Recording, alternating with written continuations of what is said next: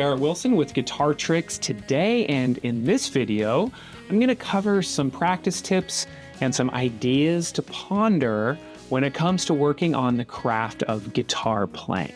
Now, whether you're just playing as a hobby or if you want to be a professional musician, it's a great idea to get your direction set or your compass oriented so that your playing is more meaningful and fun, rather than it just being another task or something that you just need to get done. Okay, and I saved my number one tip for the end of the video because I think it's the most important practical practice tip that applies to pretty much every musician and still applies to all the greats out there. I still have to remind myself of this one when I'm playing and practicing as well. Now first, go ahead and head to guitartricks.com/5 tips. This is where you can enter your email for a free beginner guitar guide, which includes the 10 worst mistakes beginners make, a dead simple practice plan, our famous beginner chord chart with the 14 essential first chords everyone should know, plus a whole lot more. Okay, now let's jump into it. Our first tip here is have a goal in mind. Now, without a general or specific goal as to what you would like to accomplish, your practice time is going to quickly lose purpose and motivation levels will decrease. This has happened to me and so many musicians numerous times. Now, your goal doesn't have to be too extravagant. Realistic goals that inspire you to keep practicing more are way more important. Now, you hear people talking about long-term goals, short-term goals. It is good to sort of have a few long-term goals. Now, this can be real basic. This can be as much as just maybe you want to de-stress on the weekends or after your work. Could be like maybe you want to join a band, maybe you want to go to a jam session or an open mic, or it could just be simply to play one song or a solo from start to finish. There's lots of goals, but it's good to clearly define it. Now, once you define the goal, you want to sort out the techniques that you need to get there. Now, once you sort them out, you want to implement them into short and medium term goals. Now, these are the things that you're going to focus on a micro level. Okay, from here, you write them down and adjust as you go. As you're practicing, figuring out what's working, what's not working. Now, this leads me to the next tip, and that's to use a practice log or a journal. Now, this helped me out a lot. There was a time when I was completely lost with my practicing. I didn't know what to practice. I had some things in mind. Honestly, I was overwhelmed. I think I had too much. And so what I had to do was define a goal, define where I wanted to get to, and just focus on one or two things. And then what I did, I would start my practice session. I would start working through what I needed to.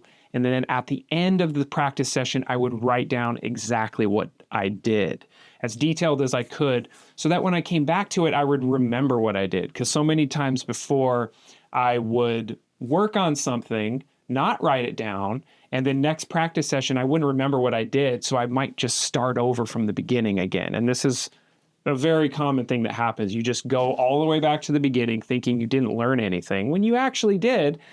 And if you write it down, you would remember, oh yeah, I already kind of worked on that, so let's keep going. So this is a good way to remember and to just keep pressing on with the techniques or whatever it is that you're practicing. Okay, now this process is how practicing becomes your personal story, and also not how others tell you what you should be practicing. So this is your way to kind of take action and really start to define what you want to practice. Now, a few things to keep in mind here. Make sure you're logging your personal wins. This is a really good way to stay motivated and to look back and see what you've actually accomplished. You can write down surprising findings, so things that as you're practicing, you didn't realize were working, but if they did work, write them down so you remember. Make sure and write down difficulties, things that you're tripping up on, things that you'll need to work on in the future. Make sure you're writing down inspiration. So like if you come across a YouTube video or a song or a performance that really inspired you, jot it down so that you can remember it and go back and refer to it as something to look up to. Also, how you think you can do better. This is a big one. So as you're practicing, or maybe if you're watching a performance video or something, if you think there's something that you can be doing better, write that down as well. Okay, and also make sure you're incorporating your practice log and journal with your goals. So you might want to write down your goals and keep it all in the same notebook or on your computer notepad, whatever works best for you. I like to use just my notes on my phone and my computer so that I can sync them up and I can refer to them whenever I need to, and they don't get lost. But if you're the type that likes to write things down, go ahead and do that too. And of course, like I said before, make sure you're referring back to your log at the beginning of each practice session. This is going to set up your practice session. This is where you're going to find your encouragement, find your direction, and keep up where you left off. Okay, now if you're enjoying this video, it would mean a lot to me if you press the like button. Also, if you want to keep up on these lesson videos, this is your friendly reminder to go ahead and subscribe as well. Now, also in the description of this video, you'll find a link that will take you to a free trial of Guitar Tricks where you can start implementing all of these things into your practice and playing routine. Okay, my next tip is to make it interesting.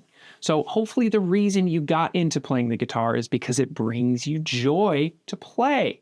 Now, I struggle calling it practicing the guitar, because it inherently implies that it's going to be studious or tedious and quite often straight up boring. Now, while at times it is, it's well within our ability to make it as interesting and engaging as possible.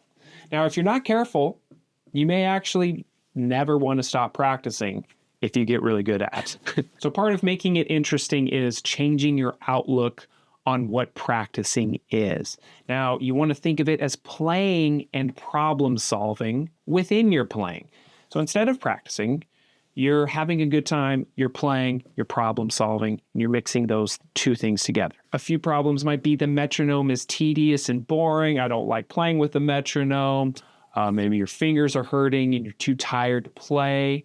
Why can't I play this chord transition? Why can't I play this chord at all in the first place? Or maybe I'm also just hitting a wall with these same 3-chord songs. I'm tired of them. I need to move on to something else. So what these are basically opportunities for you to find some creative fixes.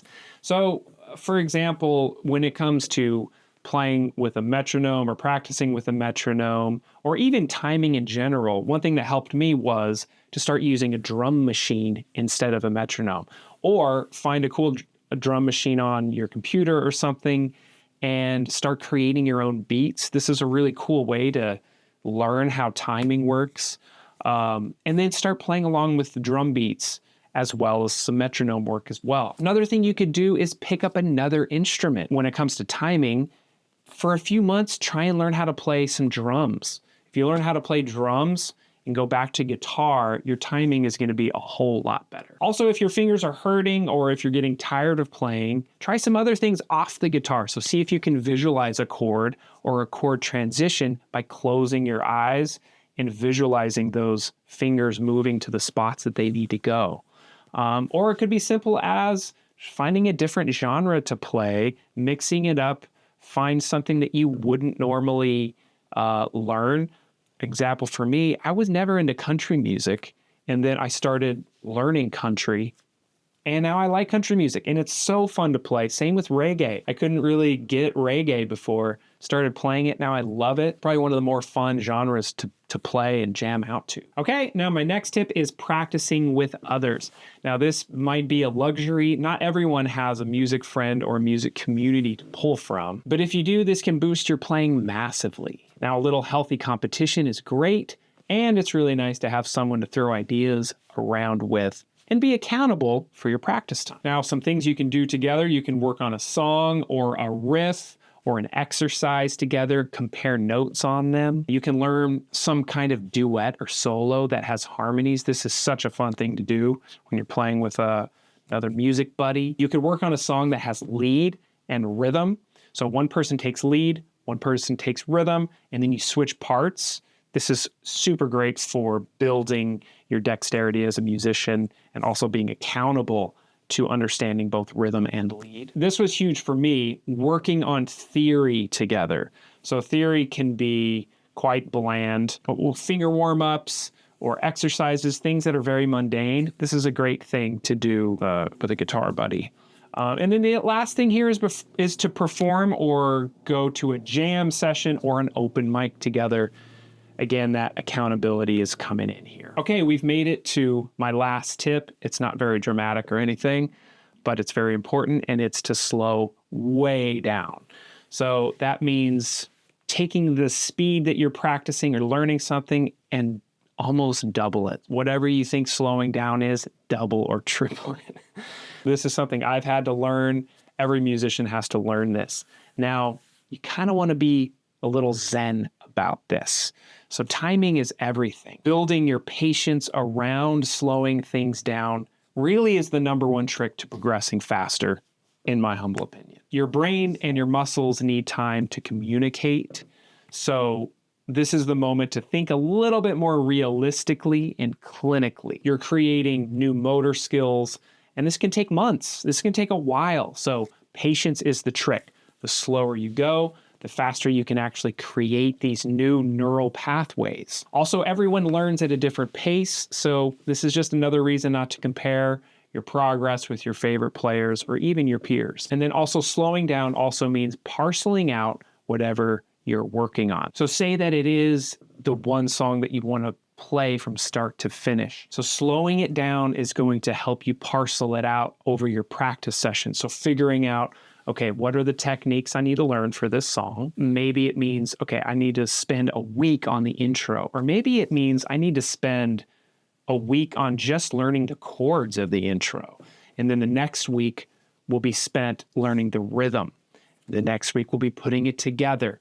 So whatever your pace is, slowing it down is going to help you realize how to parcel this out over your practice session. All right, thank you so much for watching today. I hope this really jump starts some really great guitar playing for you. And if you have any practice tips that you'd like to share that really helped you out, please comment below. All right, I'll see you later.